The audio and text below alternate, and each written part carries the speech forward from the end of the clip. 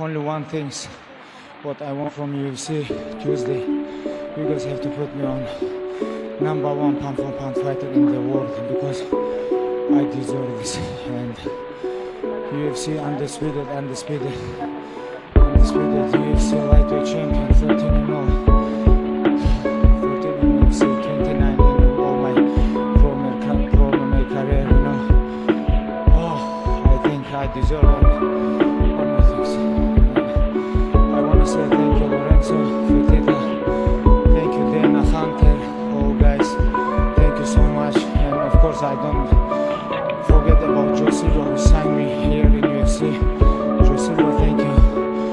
All this UFC team, everybody around the world, this all pandemic stuff, they doing great show, you know. Thank you so much, Justin. 2016, I remember when I cut weight, you helped me a lot. Thank you, brother. This is fight without cage. I know you're great, man. I know how you take care of your close people. I know a lot of things about you. Be close with your parents because one day it's gonna happen something, because you never know what's gonna happen tomorrow. You never know. Thank you, guys. Thank you, coach. I love you so much. My teammates, Ali Abdulaziz, this one. Oh, alhamdulillah.